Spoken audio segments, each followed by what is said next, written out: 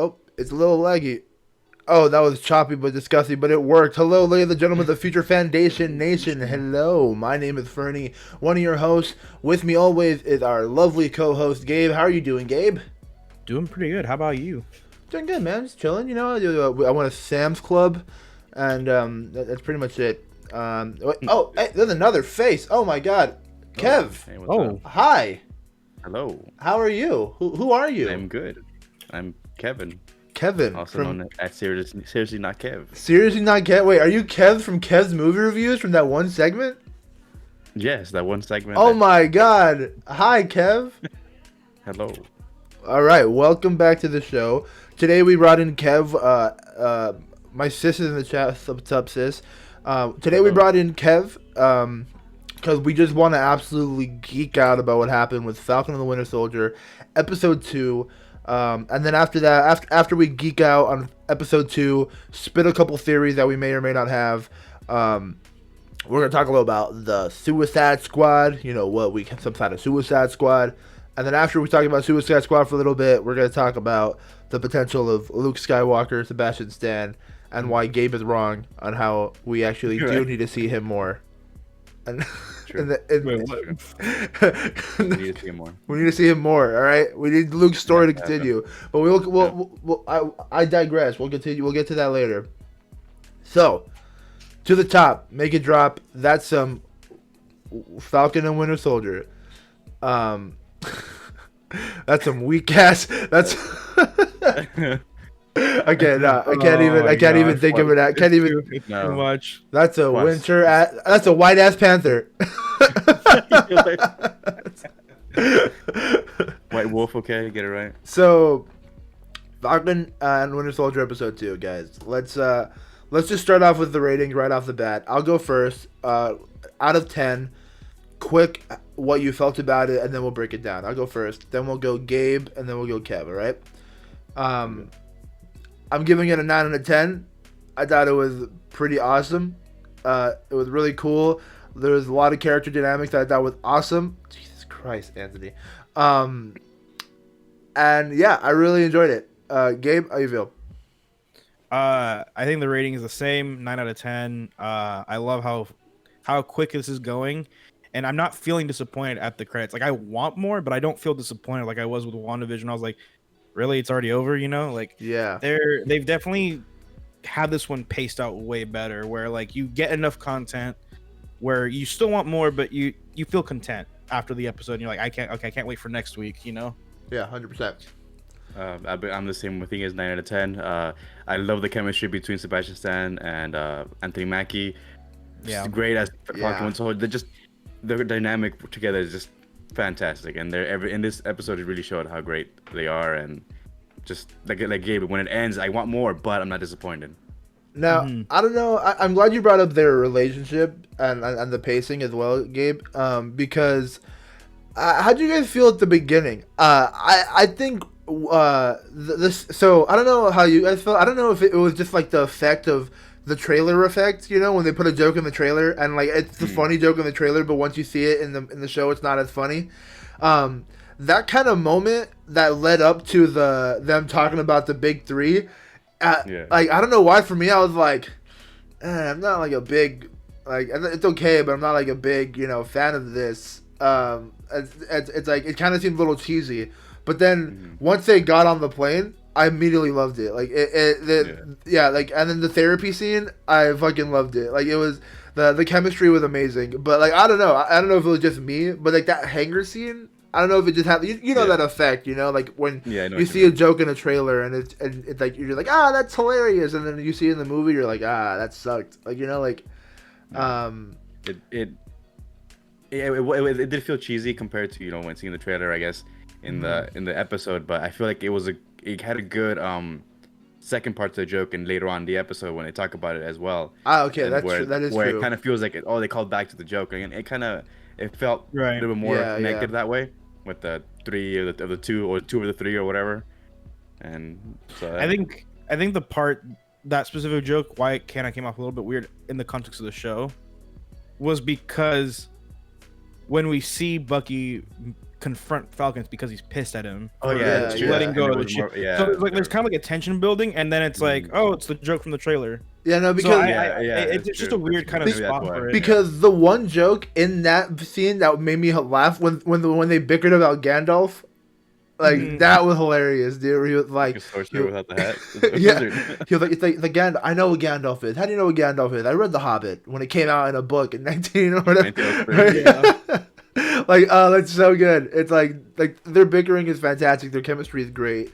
Anthony brought up the semi part made him laugh. What semi like the part was like, yeah, you got beat up by a girl, or like which part specifically made you chuckle? Because that part was cool as like action set piece was sick, man. Like, and the many cuts too. It was actually very, you could see most of the action. Yeah, 100%. And then they kind of introduced the dynamic, which we're gonna hop into that a little more, is the whole good side of John Walker's Captain America, because homie like came in, kind of saved the day a little bit, or like helped to the best of his ability. We saw him kind of use the shield to save Battlestar from falling off. Like, you know, homie's pretty talented, and like that was kind of like a little reveal. I wasn't expecting that myself, for him to pop up right there, like on the semi out of nowhere. I was like, oh, okay, shit, they're doing this. Yeah. Like, yeah. I think I know what Anthony's talking about with the, because when Bucky went into the semi in the back, he went to the second semi, and there's a semi behind him, but no one kind of warned anyone that there was someone entering one of the semis. So to me that was funny, because I was like, oh, why isn't anyone like kind of making anything out of this? But didn't Aaron mention that when we were watching that? Like, he was like, and even then I was kind of like, why would they make a big more commotion? But like, it makes sense. They were already on top of the other. They were waiting. They were ready. It was like a trap. I'm okay. So let's also rewind a little bit, because we mentioned John Walker's Captain America. How do you feel about him? We learned a little more about him, that he's a high school football captain. You know, he is a soldier that punches his way out of things. He does seem very like he wants to fulfill the role of Cap, but in his own way. But he doesn't want to let people down. It's kind of metaphorical to how the fans are like, you know, how he's It's really metaphorical to how he's like being perceived by the fans as well, you know? Like, it seems like he's trying to be this new Captain America, and he's not even want to let down the fans, you know? Like, so it's kind of interesting, humanizing him a little bit. There's definitely that tension between Sam and him, and Bucky as well. But he seemed like he was trying for the most part. Like, every attempt where he tried to like be friends with him, it seemed like it was genuine. Until the end, where I was like, fuck, well now you're going this direction. But how do you guys feel about John Walker's Cap? Personally love John Walker at this point. I think he I love the dynamic that they have now between the two groups. Yeah. Like, John Walker was offering his hand, like, in peace, in friendship, 100%. And trying to, and it's like, that's why kind of like the show kind of like is doing a good job of like trying to see where the fans end up in the camp. I think I'm more along the lines of like, I don't really think John Walker's a bad dude at all. Like, he offered peace, and he was trying to like, we need to work together, guys. And they kind of just slapped it away. Like, no, you don't understand. Like, and you know, they're being kind of just petty and like I can't think of the word, but you know, they're being stubborn. That's what I'm trying to say. They're being really stubborn about it.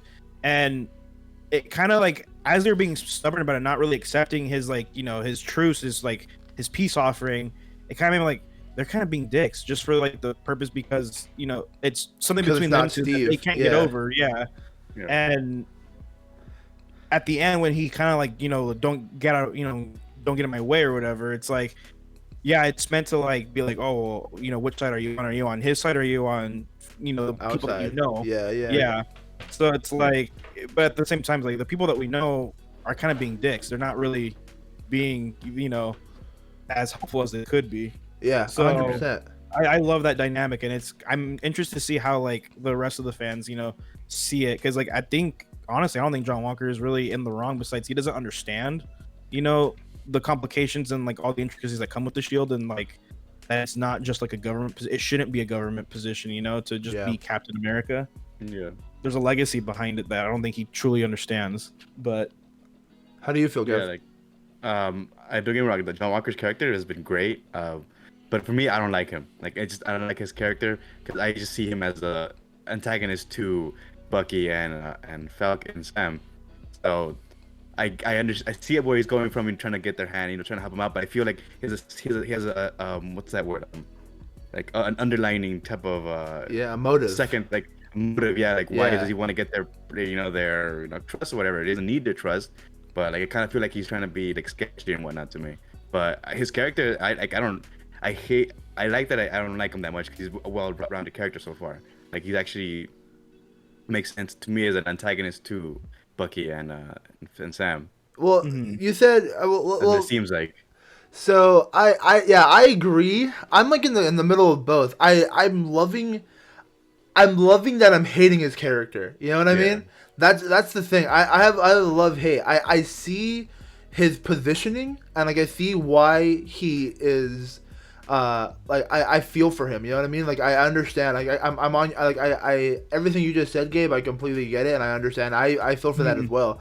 But the thing is he seems like such a military guy. You know what I mean? Like those dudes like just those like that act that like I can't explain it in words. Just like he acts like that military dude that's kind of like a douchebag. Like I don't want to say like like a douchebag military dude. He could be like a nice guy at heart, but like he's just giving off that douchebag military guy vibe. And it's like I feel the sentiment for him, but it's like I also have that built-in feeling where I feel that like that's how he feels. But that's what I love about it, It's like that internal conflict where you're just like, oh man, he kind of feels like a dick at times, but you kind of love him. He's kind of like a nice guy Punisher, if that makes any sense. He kind of reminds me of Cap from the first Avenger. I mean, Steve was the military guy until Huh? That's what you mean. No, he was. I mean, he was walking around with a 1911. He was walking around strapped in World War II. He wasn't just fighting dudes with his hands. And he was kind of like,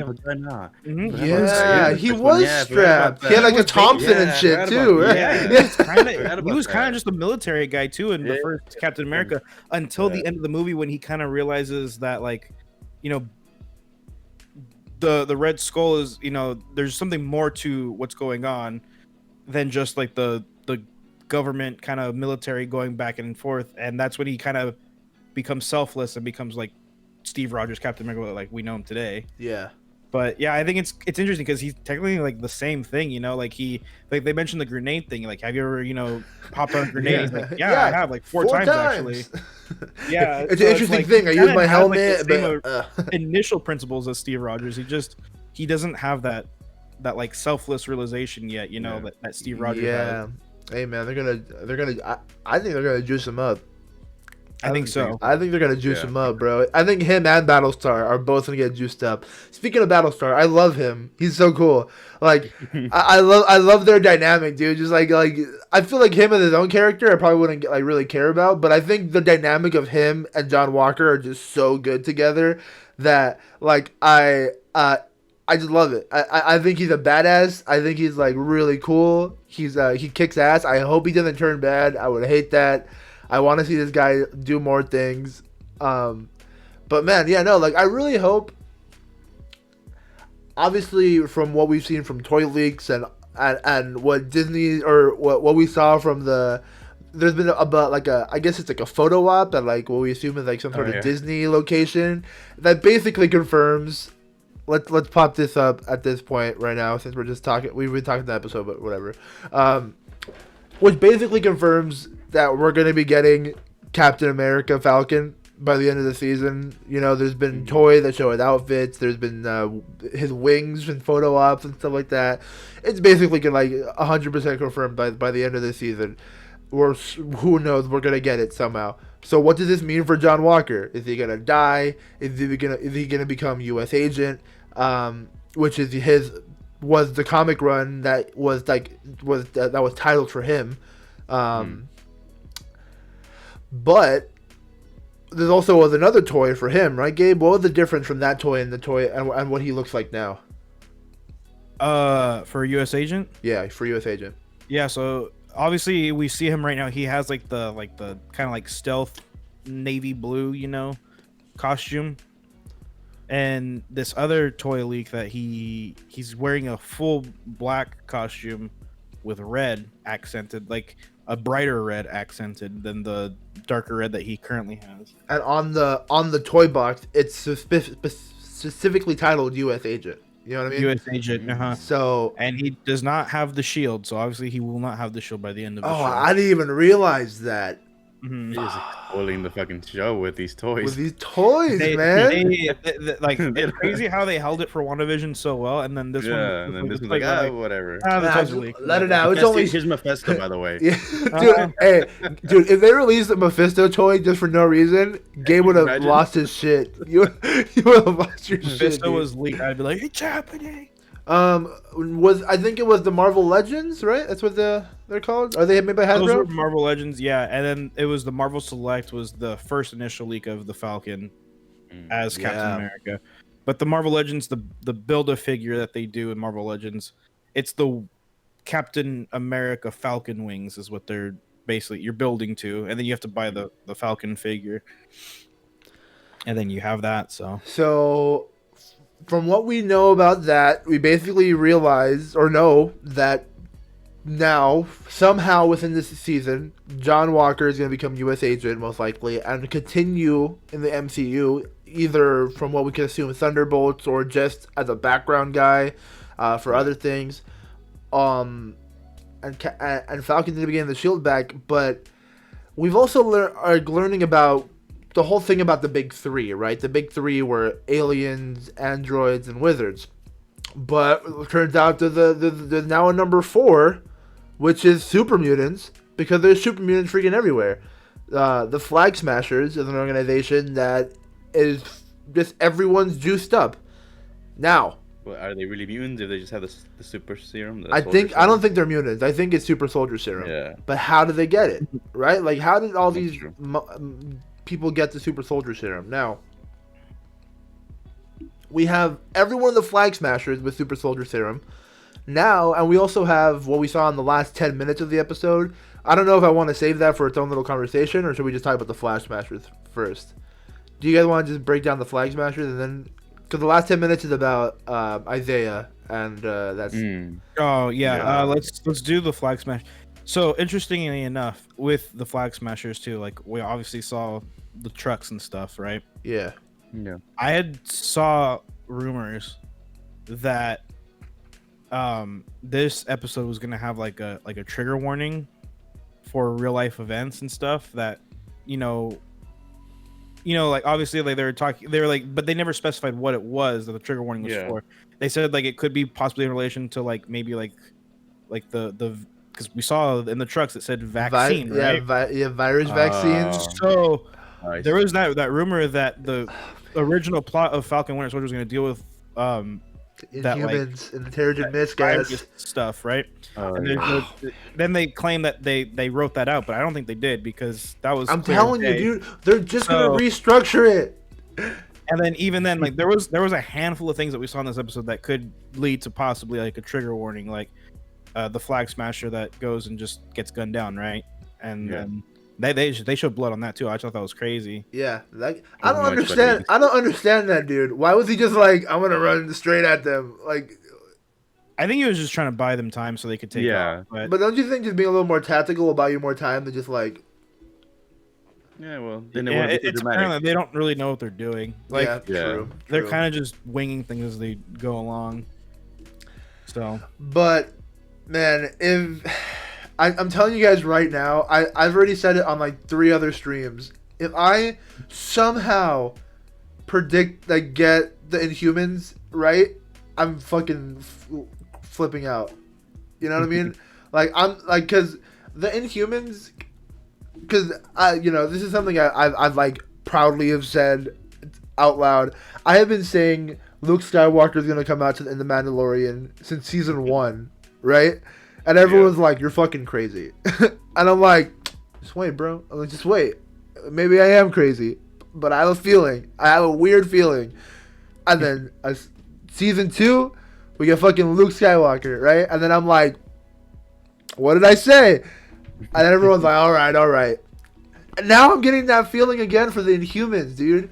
Like in this show, and I don't know why. I have no basis. I have no reason. I have You think it'll come from season 1 or maybe like season 2 or onward? Do you think they might come out for the what? Inhumans. I think it has to be this. It has to be here this season. because Miss Marvel is coming out like in like what, like 3 shows. So like it's gonna be like Loki. No, it'd be Loki then Miss Marvel. No, it's gonna be Loki. Miss Marvel after it's gonna be Loki, Black Widow, Miss Marvel, I think, right? Or Loki, Black Widow, Hawkeye, Miss Marvel. Hawkeye, I think Miss Marvel might be. No, wait. I think because Miss Marvel might take place in October, right? Isn't it come out in October? Or is it? Not sure. All I know is it's fall. But look, the point that I'm saying is there's not Inhuman, right? There's not many properties to introduce the Inhumans, and I know, Gabe, you said that you think they could just rewrite the whole Inhumans things out, but I don't think so, man. The Inhumans are too big to rewrite out. Like it's a big event in Marvel history that introduces so many more more heroes past Miss Marvel. You know, like a lot.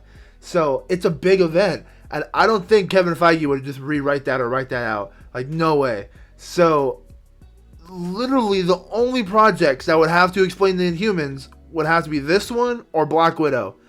Now, I could see it in Black Widow, but I don't 100% think it's gonna. I'm not getting the feeling off of Black Widow. So, and then, dude, you're right. When we watched it together, once we saw the vaccine thing, I was like, virus? What? Huh? And then, but man. Dude, I'm telling you right now, if the Inhumans happen, I'm flipping the fuck out. Yeah, so have you guys heard the rumors that Black Widow may only be there to set up the next Black Widow? Yeah, I believe that 100%. Like Black Widow movie or Black Widow? No, the next character, like the next person to take up the mantle. Black what's her name? Yelena Belova or whatever. Or something Pugh. Her sister, right? Yeah. Yeah. And apparently, they're basically gonna reveal that she's still out there and that she's going to end up taking the mantle of Black Widow or something like that. I can believe that. I believe that more than anything, because like that's the only thing I can see that Black Widow would set up is the next Black Widow, but I don't see what else it could set up in. And then another reason why I think, I don't think Taskmaster is anything, dude. You think he's gonna be anything? In the comics, he's just. In the comics, he's just someone that copies everyone, basically. Yeah, in the comics, he's just like an angry ex-SHIELD agent that that studies off of everyone and like, yeah. But if anything, Shieldmaster would have appeared, I think, in Falcon Winter Soldier. And then I'm sad because you think Red Guardian's gonna die, and I love David Harbour. Yeah, I don't see a future for his character because he's already old in that movie. He's the Russian Captain America. That's so cool.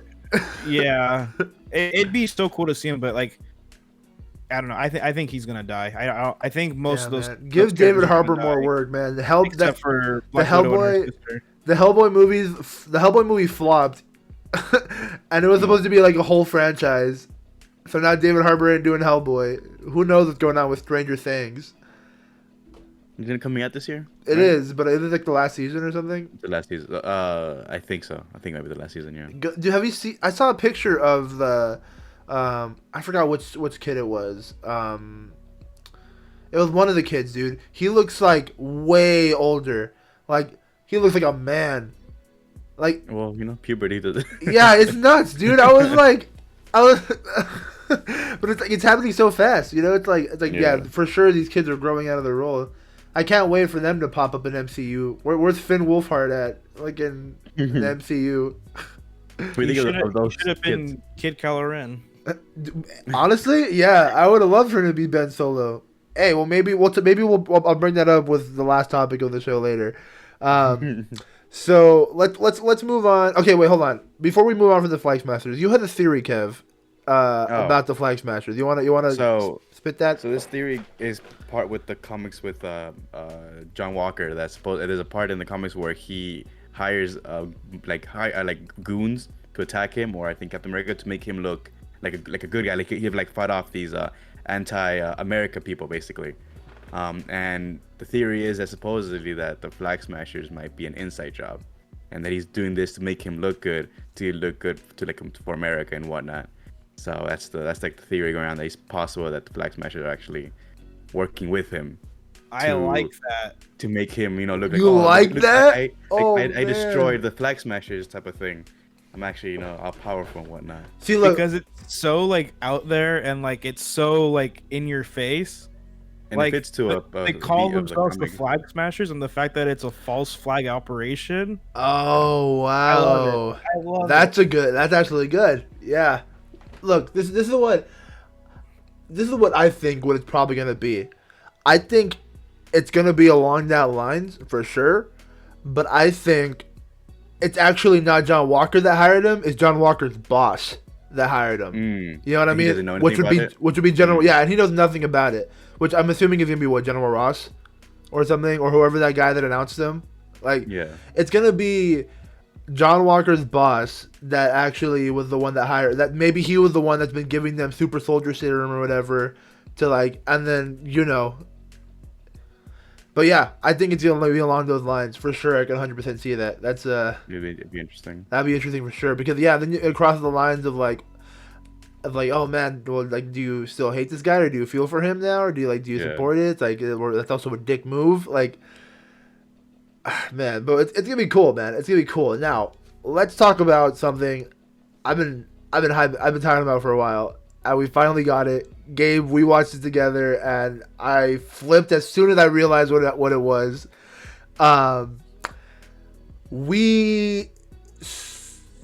It starts with Bucky being like, we gotta go see a guy, and then you're lead to like, who? At first I was like, Zemo, and then it goes into like a very urban hood, right? And you're just like, oh wait, what? And then I remember saying, bro, it's Patriot. And then I remember you and Aaron were just like, oh, hey, wait, maybe, hold on. And then just blah blah blah. We get the hilarious scene right before that with like, hey, aren't you the Black Falcon? You're like, why would I be the Black Falcon? You're like, oh, well, that's what my dad said. He's like, well, are you Black Kid? No, like, I'm just the Falcon then. Like, that's hilarious, dude. Like, that's so authentic to like the culture and stuff like that, and like it's so good. They knock on the door. Homeboy, little Eli opens it. I immediately freak out. Eli he's been the guy who's rumored to be the Patriot in the Young Avengers. So in the comics, Eli is the grandson of Isaiah, who we meet in this episode. Isaiah is the Black Captain America. Basically, the story of Isaiah was after Captain America went under the ice. The U.S. government was trying to replicate the super soldier serum, and the first batch that they replicated after Steve Rogers, they tested on African American soldiers.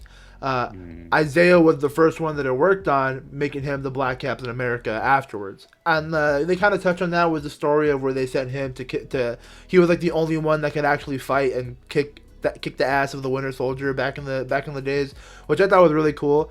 Well, in the comics, Eli had a daughter, Isaiah had the daughter before he went through the super soldier serum, right?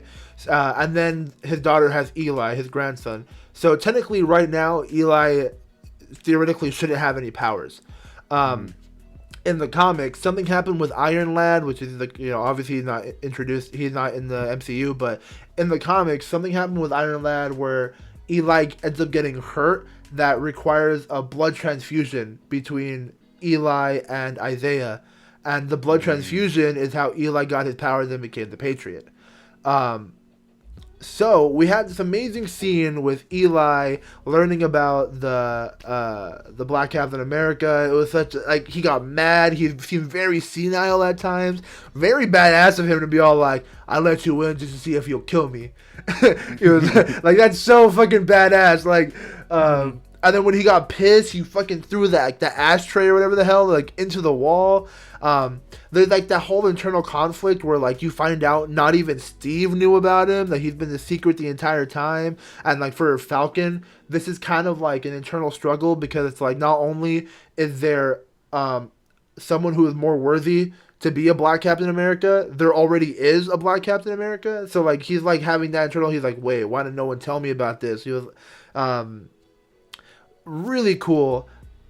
I low-key think we're gonna see the origin story of the Patriot in this in this season. I think maybe we won't see the powers or anything, but I think we might see that blood transfusion happen. I think some shit's gonna go down where blood transfusion is gonna have to happen, and we're gonna see Isaiah giving.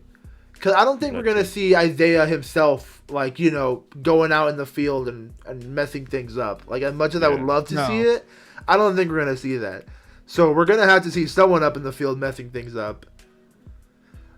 But I don't see why Eli would be out, because he's just a kid at this point. He's just like a teenager. Young Avengers, dude. They're trying to set that up. We got Wiccan and Speed already. We're gonna get Patriot. We're getting Kate Bishop. We're getting Thatcher and Ant-Man and the Wasp 3.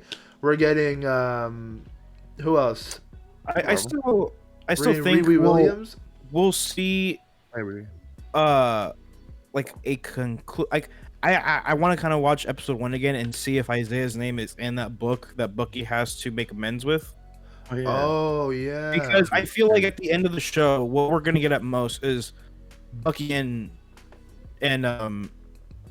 you know, Captain Falcon America is going to go and they're gonna make amends with Isaiah to be like, we're sorry this country treated you the way it did and that you were not known.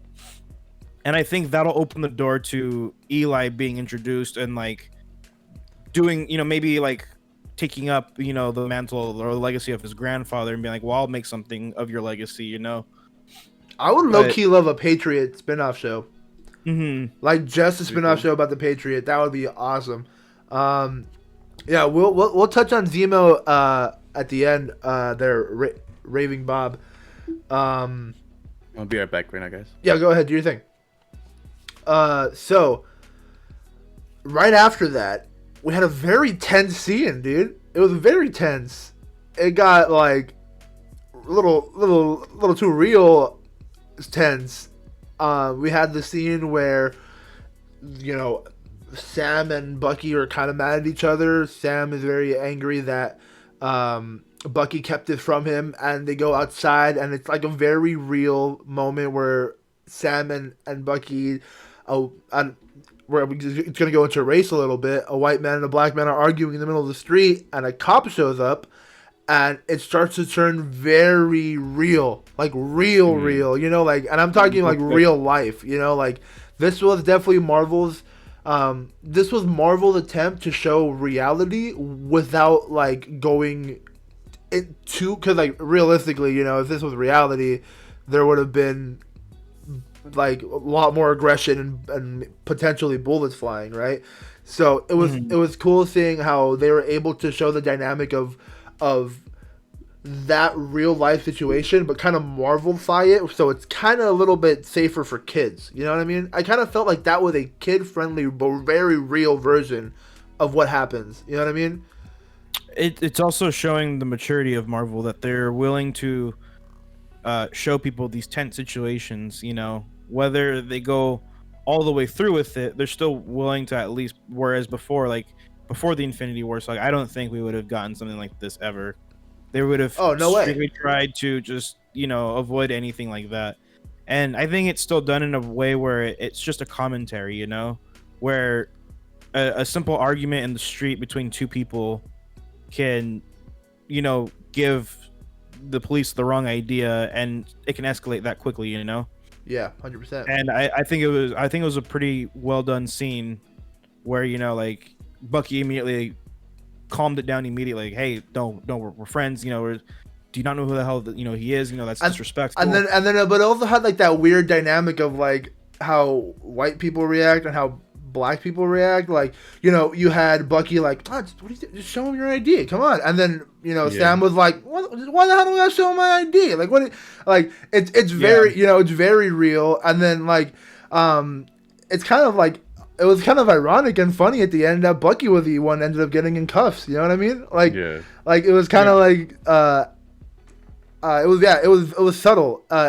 Raving Bob is right. It was subtle and not beating us over the head with it. They did do it very nice. It was very good. It got touched the subject of, you know, police, you know, and how they treatment of African American people, and, you know, in a way that was very not, hey, here. Like, it wasn't too on the, you know, like it was it was done well in the context of the scene, I think, which is good.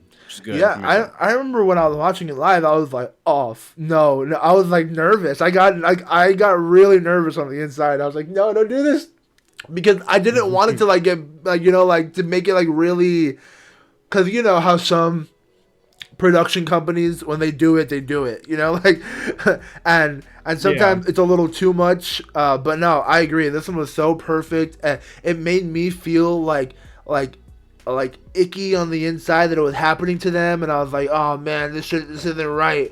Like I felt so bad for Sam, and I felt so bad for like the situation. Seeing the cop's face when he realized the situation was hilarious. I was like, yeah, get out of here, you stupid cop. He was like, oh, I'm so sorry, sir. I was like, yeah, say sorry, bro. It's like, what the?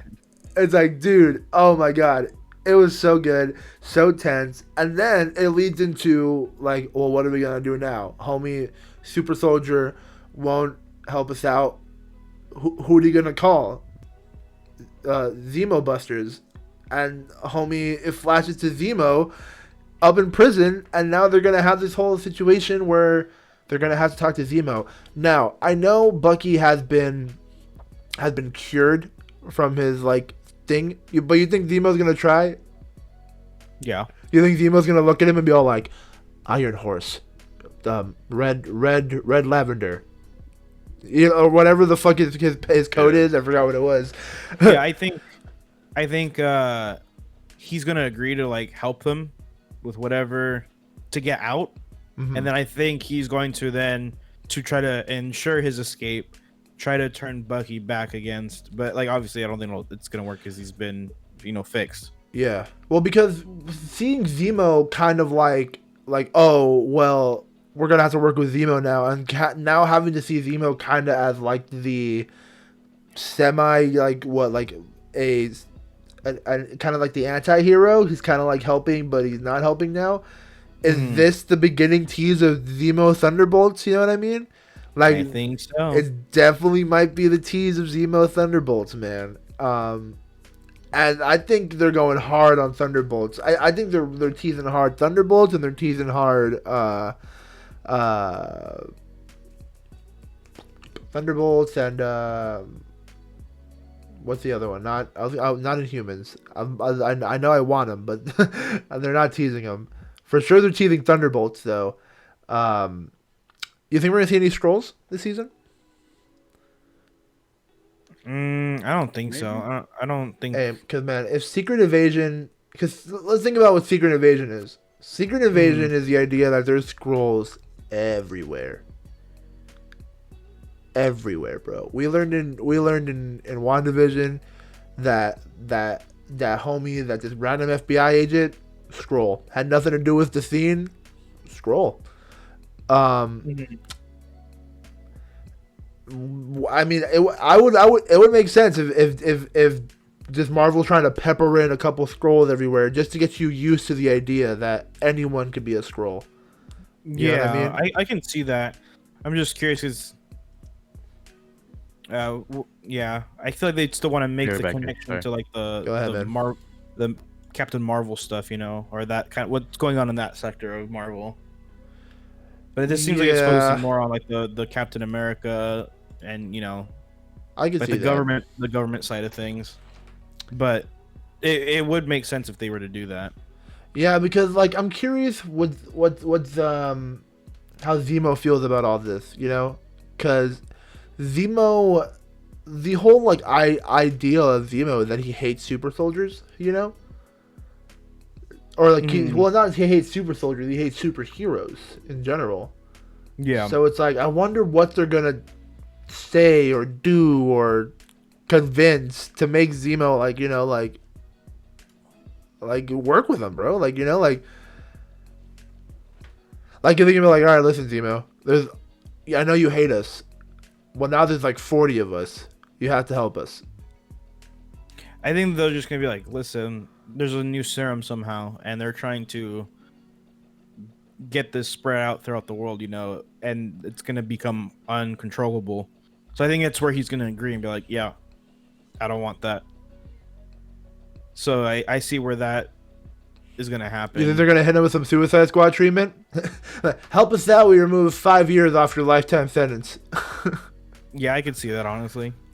And he'd be all like, "Okay, I guess I have no choice." And then he's gonna look at Bucky and be all like, "Lavender, horse train, 3rd of September."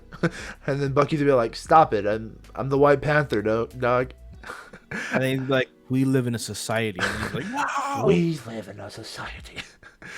No, what would you do if the doors open up like to the prison cell and it's Zemo on his chair and he's got the fucking Jared Leto Joker makeup on? smoking the cigarette, just "Hey, Bucky. Bucky." oh my gosh, you get what you fucking deserve. Just Puts on the purple mask. yeah. Oh man. So okay, I'm trying to think about anything else big that like happened in this episode before we officially move on to, because as much as I say I want Inhumans to happen, I'm waiting, man. I'm waiting. Wait, so how many of the Flag Smashers have super strength? 8 of them? Because yeah, there was 8 of them there, in the truck scene. Remember, because that's how many they saw with the night vision. So there were 8 of them. 1 died, so for sure there's 7 now. He died in the shootout, but it seemed like all of them were like really strong, right? Because they were like all just picking up the produce, like, you know, like the shipping crates, like there was nothing, and all of them were involved. So yeah, I think all of them. I don't know per se how big the Flag Smasher organization actually is. Like, you know, if there's another branch maybe somewhere else, or if they have like an HQ that have like a shit ton of Flag Smashers, who's to say? But for sure that ragtag group that's traveling from like refugee camp to refugee camp have the serum, and there's probably about 7 of them right now left. Yeah. Which is kind of nuts, man. The only one that died was the one that got shot up, right? Yeah, which no one else. As I said, it's kind of a really, really, really dumb way to die, bro. Homie was just like, "I'm just gonna tank him. I'm gonna tank him, bro." Hey, if I was a guy with super soldier serum, dog, and there was a bunch of cops in front of me, and I dropped that whole pole, I would like stand there, and they would pull out the guns. I'd run out of the way real quick, right? Like, hoo. And then there were like bushes right there to the right. I would have used the bushes to wrap around them. I would have jumped on the car, start beating up motherfuckers. I would have busted a Captain America 1, ripped the shield off, or ripped the door off the car. I'd have like blah blah. But this guy was just like, just took like 50 bullets. He was like Justin Bieber in that CSI episode. Just held him up. Yeah, I get it's Marvel and stuff, like that's gonna be the explanation for it, but like at the end of the day, these people are technically like a terrorist organization. They're a rebel organization. Yeah. Why do they not have guns? Because they have powers, bro. Like, I don't care if I have like super strength, and that's all I have. I don't have impenetrable skin. Like, I'm gonna want guns. Yeah, like, so there's 8 of them, and they want one world. They want a one world country and no borders. Like that. Yeah, he's right. That is not a small task, man. Like but that's kind of interesting, right? Like the ideal of the Flag Smashers. Yeah, they want like a one world country and no borders and everything. But do you think, Kev? Because you brought it up. Do you think? Yeah. That the government would supply them with super soldier serum to, you know, like, I feel like the government would be all like, all right, well, we can't give people that want one world country and no borders super soldier serum because you motherfuckers are crazy. I wouldn't put it past them to do that, but maybe it's like a super serum light type of thing, or maybe it only lasts for a diet super soldier serum and it goes away or something. Maybe like they promised him with super serum. The super soldier serum, like where it actually turns out it's like a diluted or something. Yeah, I can see that, but if it's not government, then I guess we'll see.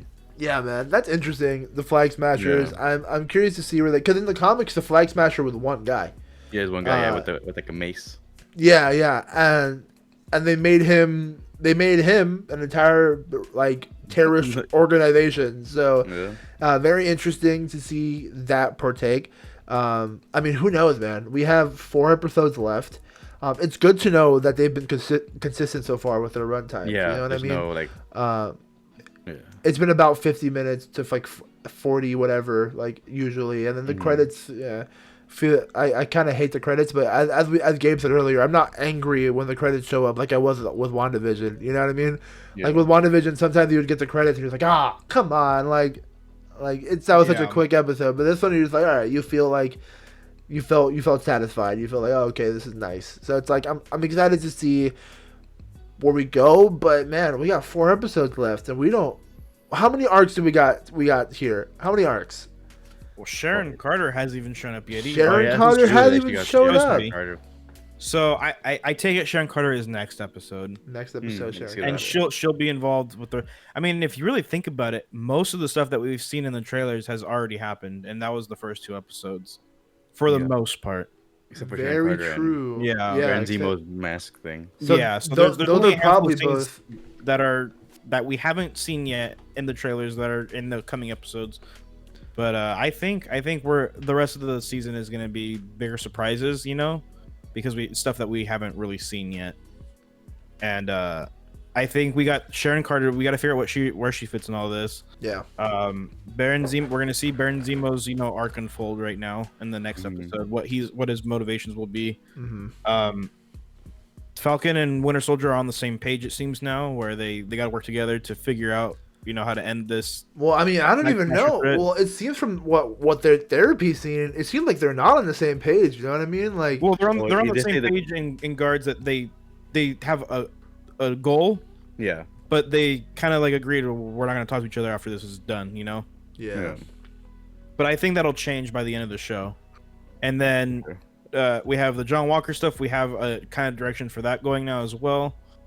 I think ultimately the reason why the Flag Smasher stuff still has been kind of vague as to obviously we're kind of confused, right? Because it's 8 people and this is their end goal is to make things the way they were, back before the blip. Yeah. So it's like only 8 people. Yeah, I don't. It seems like a really weird stretch for this group that's so small technically.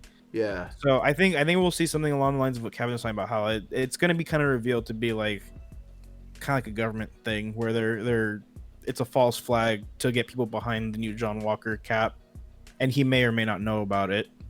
But it sounds like he doesn't know about it because he was seeking the help of Falcon and Winter Soldier. Yeah, definitely very interesting.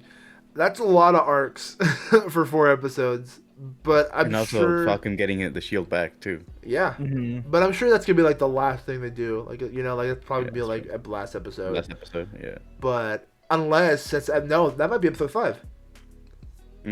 Maybe it'll be episode 5, and then episode 6 will have the full suit, and then it'll be a whole episode with him in it. All right, let's see what Bob has to say. I think Bucky's relationship with the elder Asian man was a nice touch. I feel there's so many questions left unanswered after the first episode. I refuse not getting more info. Yeah, I'm sure we're gonna get more info, dude. I'm not that whole the older Asian man. That's not done, man. I think he's gonna have to tell him. I think the date with the lady. Bro, hey, that's a vibe, dog. If I went on a date and a girl brought out fucking vodka and Battleship, I'm marrying that woman. I'm marrying a ring would be going on the finger immediately. So hey, I hope, but I don't know, man. I think he might be a little flirty with Sharon Carter.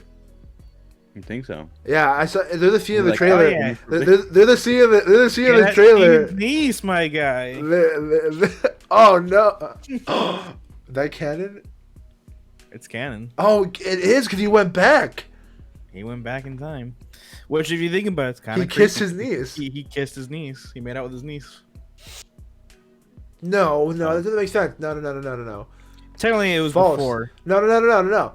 Because when Steve went back, that created a new timeline. I forgot. The Russo brothers explained this. When Steve went back and he stayed with Peggy, that created a new alternate timeline away from the 616, right? Original timeline. He lived in that timeline his entire life. if he was the Captain America in that timeline, we have no idea because we will never know Probably because not. that was a different timeline, right? Mm-hmm.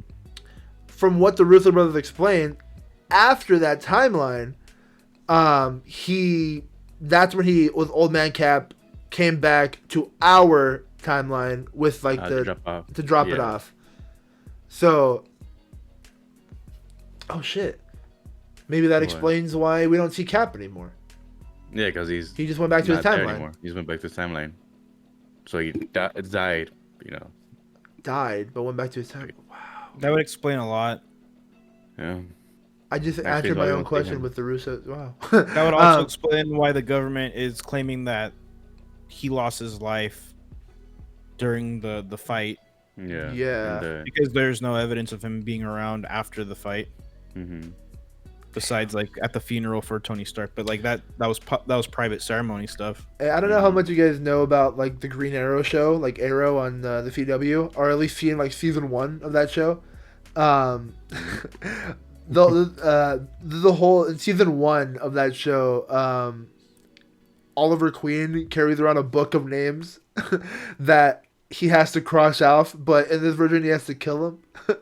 So it's really funny to see that like Bucky's kind of like the nice Oliver Queen, where he has a list of names of people that he has to redeem or whatever that he has to make up. So it's kind of funny, like that whole like Oliver Queen type of thing going on. But how do you think it's gonna go on with that elderly Asian man? Do you think he's gonna tell him? You think he's just gonna never tell him? You think? I see kind of like an epilogue type, deal where at the end or maybe he tells them mid-season, or maybe when after they're done with their current mission, and then he's gonna be angry, and then the elder man's gonna turn around. At the end of like episode 6, maybe he meets up with him at the restaurant again, kind of like as the show's ending. And I loved it. And there's like some forgiveness. He was like a douchebag, Mr. Miyagi, and I loved it. It was like amazing. It was amazing. He was like wise, but also like just a dick. It was so good. He was like, "Fine, we'll eat, but no talking." It's like that's so good. Like I wish I had that kind of like fucking like mentor. Yeah, man. Also, I pointed out when we were watching it last night, but I was like, "Why is Bucky not using a gun?" Because he always does. That's true. That's always been his thing. Yeah. And I'm wondering if... Well, his therapist rules. Oh, yeah, not to hurt anyone. Number 2, not to hurt anyone. Yeah. But I'm curious if part of it is also him trying to be more like Steve and trying to avoid, resulting to that. Well, I think, yeah. He's upset that basically... I think part of that therapy scene is him showing that he's kind of upset that Steve chose Falcon over him. No, I don't think that's what the case is. I think is... I think it's... I feel like we're gonna... So look, I don't know how to explain it. Because he says if he was wrong about you, he's wrong about me. He was wrong about me. Yeah. Which could be interpreted that, if he didn't choose you, then he was wrong about not choosing me, which means I wasn't worthy or whatever, like, right? I have a feeling that maybe Bucky and Sam knew this was the direction they were trying to go, right? Before all this, like before Old Man Cap or whatever. Maybe this was just conversations Bucky and Steve had, like before Thanos happened or whatever. Or well, maybe not because of the blip, right? But maybe that was something they've always talked about, like, oh, maybe Sam could be a next like Falcon or whatever, or maybe Sam was always like, or Steve was always hyping up Bucky, right?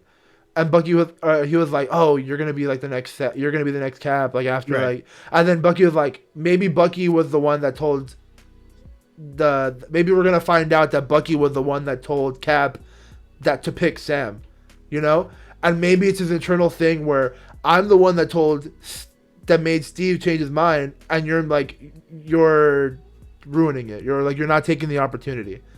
So I kind of took it because remember in Civil War, Bucky's kind of like trying to pretend like he doesn't exist anymore, right? He's like on the run. He's pretending like he doesn't exist. Like he doesn't feel worthy to be back and integrated into society.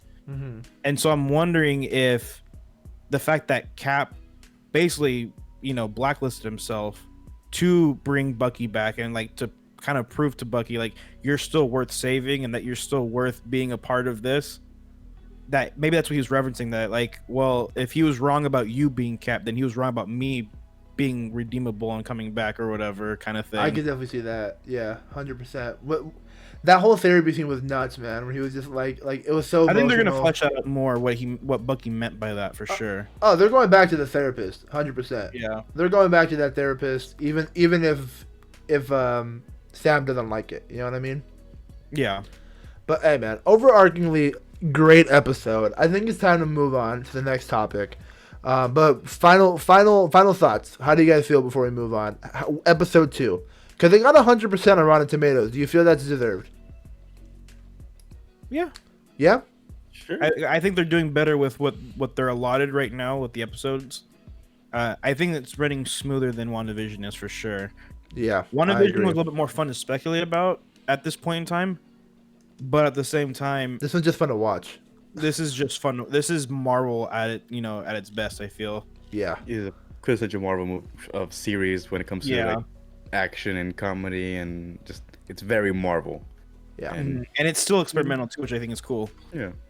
Oh, 100%. Now, before we move on to the Suicide Squad, I'm gonna move the last topic up and Suicide Squad down because it kind of makes a little more sense as we're on the topic. So, the lovely Sebastian Stan, he has been in the lives of everyone for a little bit ever since homeboy Luke Skywalker had showed up in Mandalorian season 2. Now, when we heard rumors that Luke Skywalker was gonna show up potentially, everyone was like, no, how the hell are they gonna do it? Or like how would they ever do that? Would they recast him? Would they deep fake? Would they whatever? We found out from Mando season 2 that it was a deep fake, 100%.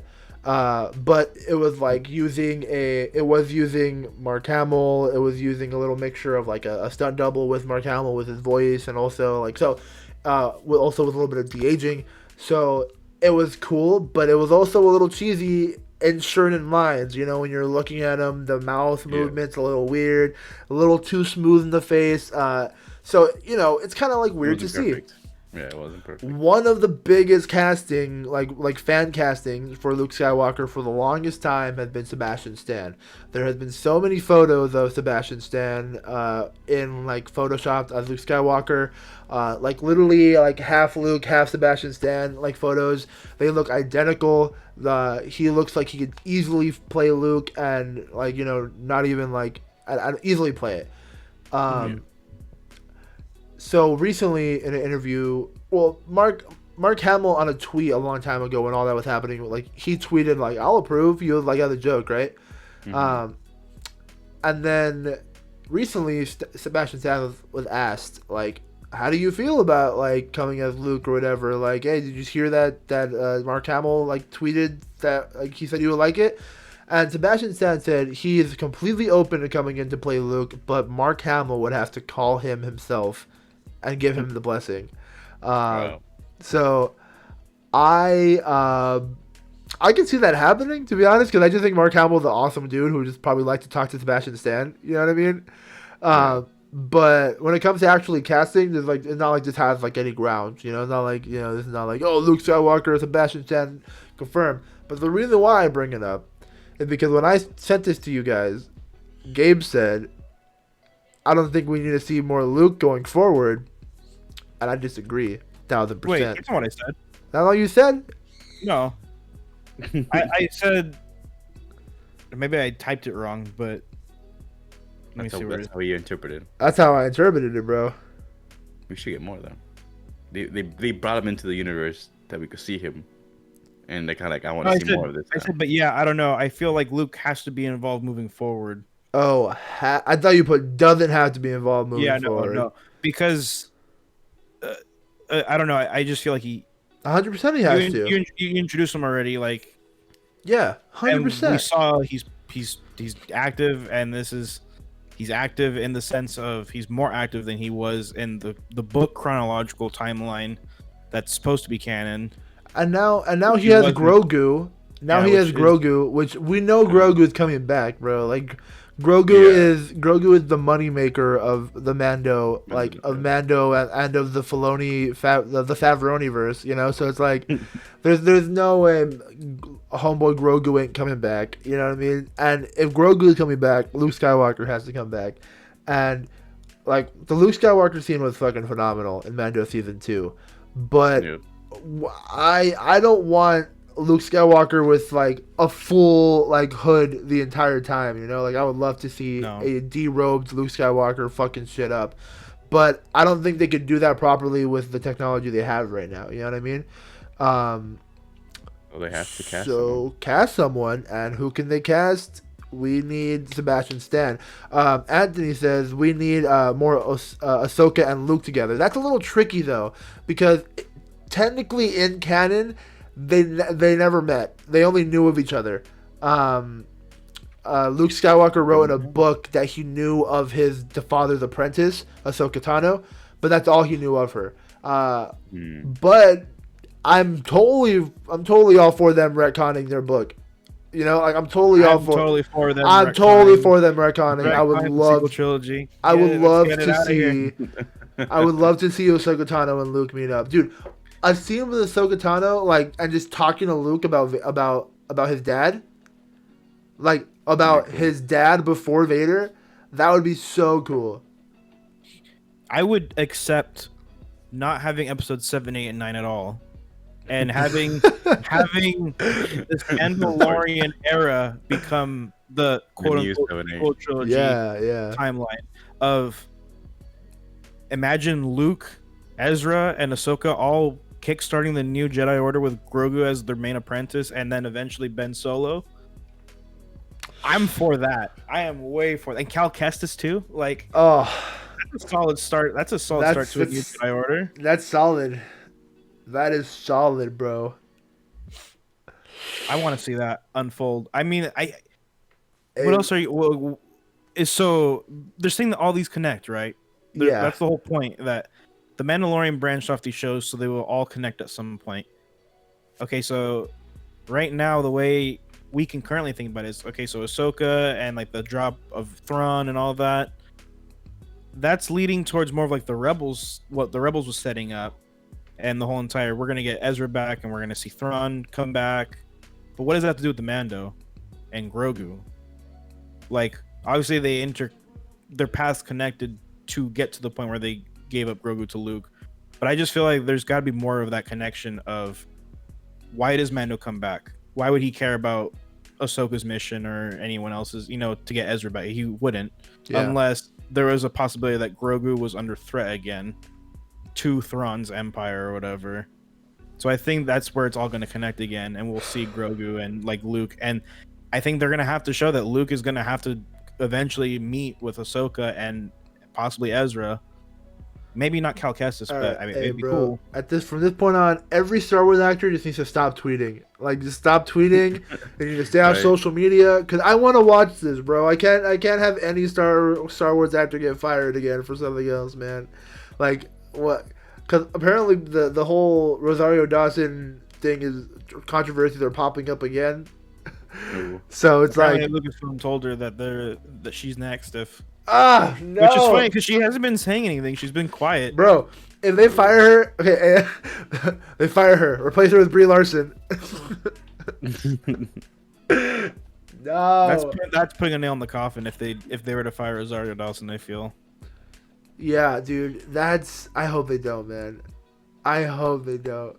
But hey, man, it's all hope. Let's right now when it comes to Star Wars, we're in a weird spot. We're in the middle of like a lot of bad and a lot of good. So it's like it's literally the gray. We're dealing with the dark side and the light side right now in the Eternals of Star Wars, and we're in the gray. So it's really interesting. I mean, hey, all we can do right now is wait. May 4th coming up. The Bad Batch. That's the next Star Wars thing we can really look forward to. And then December we got the Book of Boba. Oh yeah, Book of Boba. It's gonna be so good. I feel that's gonna connect as well. Of course, 100%. It's Favreau and Filoni, so who it's gonna knows? Connect. I mean, hey man, if it's true that the reason why they did Book of Boba was because of all the Pedro drama, fuck it. At least we got a whole Boba show just because of it. Like, I also think they're pushing back the Mando season 3 stuff because there could be story elements that maybe like is not going to get greenlit if Kathleen Kennedy's still in charge. So I don't know. We'll see. I feel like Boba possibly doesn't interfere with anything that that they could get away with right now still, bro. So maybe that's why they. It feels like Lucasfilm is about to pick up Jeff Johns. Like that's how it feels right now. You know what I mean? Like, no. Okay, so speaking of Jeff Johns, Mr. DC writer, let's talk about the good parts of DC. All right. Oh wait, hold on. Rosario is married to Cory Booker, a U.S. senator, and he's been very vocal in the past. Yikes! I didn't know she was married to a U.S. senator. Wow, very interesting. So DC, James Gunn, he just dropped the trailer for the Suicide Squad. What are we, some kind of Suicide Squad? What did you guys think of it? I loved it. I thought it was so fun. It was great. so fun, man. It was a fun time, and I'm excited for everything to see. I thought it was really interesting, starting with like that with them in like half costumes, and it seemed like kind of like a bank heist was happening. And then they're all like, all right, we're gonna break out Harley Quinn or whatever. And then they're like about to bust in and like, hey, what are you guys doing? And she's like all bloodied up and everything. Like, oh, it's so good. And he's like, we're breaking you out. Like, oh, I can go back inside if you want. Like, oh, that's so good. Like, it's immediately like the comedy is like, this one seems like the best comedic MCU. Point of view. Yeah, it's like the best comedic version that could happen. Where the original Suicide Squad was supposed to be the dark version that got edited to be funny. You know what I mean? Where this one is just like 100% funny and gritty and amazing. Super cool. I'm super excited. A lot of you guys have any characters that seem like your favorite out of the trailers? John Cena immediately. Yeah, he was good. I love King Shark, man. He's gonna make everyone laugh so much. Did you know that it was Sylvester Stallone? Yeah. Mr. Oscar nominated Sylvester Stallone as King Shark. I'm excited to see Peter Capaldi as the Thinker. I'm a big Peter Capaldi fan. I'm a big Pete Davidson fan. I love him in SNL and stuff like that. He was great in King of Staten Island. That's pretty good. But I think he's gonna fucking die. There's so many. There's so many characters. I think every character that had more than 5 seconds of screen time on the trailer are gonna survive. You know what I mean? Did you see the tagline for the poster? Is like they're dying to save the world. Yeah. So they're like, how most of these people are gonna die. Pete Davidson's dead. That Javelin dude with the ridiculous yellow costume that looks hilarious, dead. Mongal. The girl version of Mongrel, the orange lady with the pink or the purple outfit, she's like an alien. 100% dead. Nathan Fillion, he's playing someone called TDM. 100% dead. 100% dead, bro. The guy, what is it? The guy that's wearing like the polka dot kind of costume. Counts like a clown. You think he's gonna die? Oh, he could die. I think he's dead. I think he's dead. Who's Taika Waititi playing? I even think John Cena's gonna die, but I think he'll die towards the end. Nah, he has his show. He has a series coming out. Oh, that's right. He does have a series, guys. Yeah. So he won't die. He's like. Is Taika Waititi's in it? Who's Taika Waititi? Yeah, Taika Waititi. Yeah, I think he's voicing something. I think he's probably. Yeah. Is he? Oh, he might be the weasel thing. I think that was making the glass. Yeah. I thought the weasel was James Gunn's brother. Gun? Yeah. Let me. That works. I'm actually curious. I'm curious who. Maybe he's not even like titled, like has been revealed to who he's playing. Let's see. Taika. You just know the movie's gonna do well, mostly because it's James Gunn, and James Gunn does well with ensemble characters. Wait, no, Jared Leto's not confirmed to be in this movie, is he? No, he's not in it. Joker? No. Yeah. Jared Leto Joker is not in this movie. Yeah. Google Cast is on crack then. It doesn't even say who Taika Waititi is playing. Oh yeah, did it say who? He's been credited. Did it say who Weasel is? It's Sean Oh yeah, Gunn. it is Sean Gunn. Yeah. Okay. Interesting. Mongal. Awesome. This movie's gonna be fucking kick ass, dude.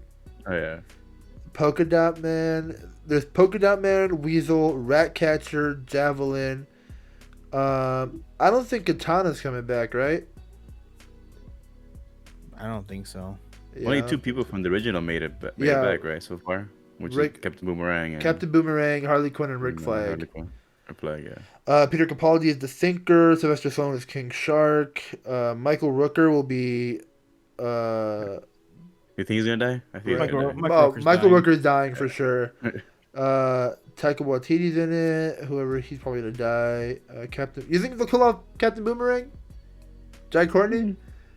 Maybe not. I think they want to try. I think he's going to stay alive. You think they're going to save him for Flashpoint, bro? They're going to save him for Ezra Miller's? But no, bro. I think he could die, bro. He was an asshole. I think realistically anyone can die except for Harley Quinn. Yeah. I don't think Bloodspot's going to die, man. I don't think King Shark will die, honestly. I think King Shark, Peacemaker, and Harley Quinn are safe. Those 3. Other for sure 3 safe ones. I also think this is John Cena has been in movies before, but he's always been like a secondary, just like a supporting kind of character. Like one of his main he's possibly like a supporting, but he looks like he's gonna have a bigger supporting character role in this movie, and I think this movie will kickstart him into like being cast in crazy cool stuff. Yeah. Would you eat a beach full of dicks? If this beach was full of dicks and I had to eat every dick for the liberty of America, I'd eat every dick. It's like, oh, that's so good, man. And he's like all buff and shit. I saw a tweet with James Gunn where someone was like, I swear to God, if James Gunn kills King Shark, I am raging or whatever. And it was King Shark eating, he was like eating a human skull. And then James Gunn literally put in the tweet, he's literally eating a human skull. Like, you think he's going to die? It's like, oh man, he could totally be DC's like moneymaker for a little bit with the merchandise and whatnot. With that. Oh yeah, dude. And King Shark has been a big villain for a lot of people. The Flash, they've done King Shark really good on the Flash show. Really cool. It's really good. That trailer though, like, it's so cool because it's James Gunn MCU. If he was allowed to do whatever he wanted, now I love it. Now, this is where I ask. Do you think this is the direction that Warner Media CEO and whatever was talking about when she said, "Don't worry about the Snyderverse. We know what's coming." I feel like they know that Suicide Squad's going to be a hit because of like the way it is. It's definitely MCU but rated R. But I think she's sorely mistaken that if she thinks the rest of the DC universe is going to pound the same, because it's not. Because realistically, Wonder Woman 84 proved that whatever they were trying to do there does not work. Yeah, and I don't think Aquaman 2 is going to be good. I don't think Wonder Woman 3 will probably be any good either. Shazam 2? I don't have faith in any of these movies besides Black Adam? Suicide Squad. What do you think about Black Adam? I personally don't think it's going to be that good. I don't know. I feel weird about The Rock as Black Adam. Because don't get me wrong, I love The Rock. He's an amazing person in real life and whatnot, but his acting is very over. Yeah, I was gonna say he's best in being a supporting role as a comedic character, kinda, or as just a side character. I don't think which is weird because he's The Rock and he's so his presence is so big, and he's kind of like Arnold Schwarzenegger, where he's like a one type of actor where he plays a specific role really well, and that's it. And have you guys seen San Andreas? He can't play the big cuddly bear, but like I don't know. I feel like he's one type of role. Have you guys seen San Andreas? Yes. No, but how was it? I heard that was the one movie where I heard he was a little better. Yeah, his acting was not that bad in that one. His acting was actually okay. It was like he portrayed a serious person, not that bad, like actually pretty, believable. Okay.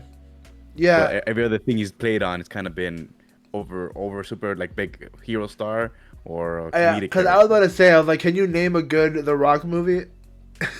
Well, I think his first movie he did, other than Scorpion King, The Rundown, I think was pretty good. Rock movie. Oh, I remember that one. Yeah, I think that was yeah. pretty I good. think because that was early The Rock, you know, That where was he early wasn't Rock, like yeah, before wasn't like a superstar yet. He was just like he had to get no, like the more raw and like just yeah, like smaller parts that were kind of badass at the time. But like now, nice. hey, just throw The Rock in there, CGI, a giant gorilla in the back. We'll call it, I don't know, Rampage or something. We'll make $1 Yeah, million. and anything with The Rock Make makes millions of money now dollars. too. Yeah, You yeah. put The Rock in anything, it's gonna make money. But I mean, I don't know, man. I've never been a huge Black Adam character like fan myself. I was always more of a Shazam fan. And also, Black Adam is a villain, right? He's the villain of Shazam. Yeah. So I wonder how they can do the movie. Well, out of like that. so, how Shazam works. So Shazam is basically he is an adult that summons the power of Shazam the Wizard, right? Or and it turns him into like an adult, and then he gets magical powers and shit, and he's like the guardian between like the magic realm and like the regular realm. He's kind of like Doctor Strange, but more like ridiculous. Yeah. From what I gathered with Black Adam, he's like the reverse. He was a kid that got the power that turned into an adult, but if he does it again, he'll die. Oh shit. Like, so he literally can't go back to a child. Like, he's stuck in this form. Shit. Like, so I don't know if they're gonna be real, like, follow that with the thing, because like I don't think they're gonna, they're not gonna cast a kid version of The Rock, So like, it's interesting to see what they're gonna do with the Black Adam movie, because I think he is before Shazam's time. If I remember correctly. He's like, it's gonna be like a. He was all of his origin story happened way before Shazam, and like he's just the magic kept him alive, right? From like something like that. I'm not a huge Black Adam fan. But yeah, man, I'm excited to see Dr. Fate. That's gonna be interesting. 007, 00 Dr. Fate. It's gonna be pretty interesting. I think you put up what's his face, the Shazam's actor against Dwayne The Rock Johnson. Zachary Levi? Yeah, how's you that don't want to see? I love Zachary Levi, dude. Yeah, but I mean, The Rock is massive. He is massive. Oh, you're right, dude. Zachary Levi next to The Rock is gonna be hilarious. Kind of more padding in his suit. Yeah. Dude, Zachary Levi already have a lot of padding in his Shazam suit. It's like 95% padding. Yeah, and that's the one gripe I would have with Shazam is that the suit looks so fake. It does. It does look really fake. It looks like one of those Halloween padded costumes. But that was like the charm to it, because he's kind of like made it funny, yeah. But hey, man, I'm gonna rewatch Shazam. I love, dude, the fucking. I do love that movie. Now after I think it's like my second favorite movie after Snyder Cut now. But dude, just that scene where he's like at the carnival and it's like all dark, and then he goes Shazam, and then the lightning comes, there's like smoke everywhere, and it's Zachary Levi. Oh man, like as someone that like does motion graphics, like that's so cool, man. Like I wanted to learn that so bad. I was like, I want to like that's such a cool effect. So yeah, man, I'm excited. I'm sad that they're kind of just shutting down the Snyderverse, and I really want to see it. But I am interested on some of the projects myself. Like I am interested to see what Shazam 2 is gonna be, because I was a big fan of Shazam 1. Not really too interested in the Black Adam movie myself, but I'm interested to see the Batman. I'm interested to see the Suicide Squad. I'm gonna watch Flashpoint, because Flash is one of my favorite superheroes of all time. So I would feel like I would be disappointing myself if I didn't watch it.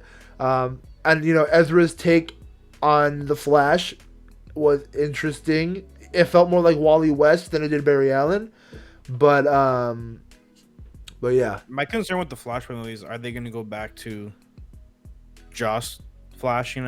Oh, they are 100%. Which is like it makes me less interested, or makes me like kind of like because that's the one that's canon. So I don't know. Again, like I'm excited for Suicide Squad because it feels so unattached to like everything else. But, and then obviously the Batman. What if Andy Machete, right? He knew it's not canon, but he watched Snyder Cut and was like, "Oh, I love this," and he rewrites his Barry based off Snyder Cut. I mean, it's supposed to come out when 2022 or 2023. 2020. They're supposed to film like in the next couple months, aren't they? Bro, They'll So, have like, time. I feel like the script would have been done already They'll by have now. time, bro. That movie's been such a mess. I wouldn't pass it to them if they showed up with a new script on like filming day. Like, all right, here you go. like I'm pretty sure Ezra Miller would be like, all right, whatever. You know, like at this point, like I don't know. I could definitely see them. I don't know. It's also important to point out too, like that trailer got nothing but restore the Snyderverse comments on Oh it. yeah, it did. So, I mean, again, all the posts. I don't know if we can count. I mean, for what we know now, it's counted out. But like, they're getting a lot of pushback for not continuing with the Snyderverse stuff. So we'll see. 100%. Well, guys, I think that's a great place to wrap up the show for today. It was really fun. I enjoyed it. We talked about the amazing episode 2 of Falcon and Winter Soldier. I enjoyed. I think the 100% of Rotten Tomatoes is definitely well deserved. We talked about the Luke Skywalker coming in as, or Sebastian Stan possibly, maybe confirmed. Future Fandation exclusive. Confirmed yet? And the Suicide Squad. Super fun though. I'm excited to see it. When's the release date on that? Do we know? August. Straight to HBO Max. Didn't even pay attention. I think it was August like 9th. Is it straight to HBO or is it on theaters? Theater and then HBO release. What do I watch it? On? Do I want to watch it? I mean, I'll have the vaccine by then. I'll probably watch it in theaters. Oh man, Yeah. August 6th. August 6th? Man, they should have waited a week. Theater with all of you on August 6th. All right, man. Well, that's fun. Hey, Kev, thank you for joining us today. Very fun. Thank you. Thank you for having me. When are you gonna hit us up with a movie review? I don't know. Then you find a movie an abstract movie to. Actually, no. I do have a movie I want to watch that I've watched before, but it's an interesting movie. I don't know if you've seen Ninja Assassin. No, have you ever seen that movie before? I haven't seen it. It's a good little karate movie. I'll review it for next time. Oh hell yeah, I love karate movies. Where can they find you in any other means? Twitter, Instagram at seriously not Kev. Awesome, sick. There. Gabe, what about you? Foster Store on Twitch, Twitter, and Instagram. All right, amazing. Me, I'm just Fernie the Great, but whatever. That's not important.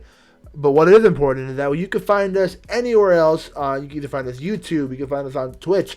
So if you haven't followed us here, go ahead and give us a follow. If you're on YouTube, go ahead and give us a subscribe. It's free. You don't have to pay for anything unless you want to. We'll take your money, but I mean, you can't give it to us technically. So just hold on to it for now.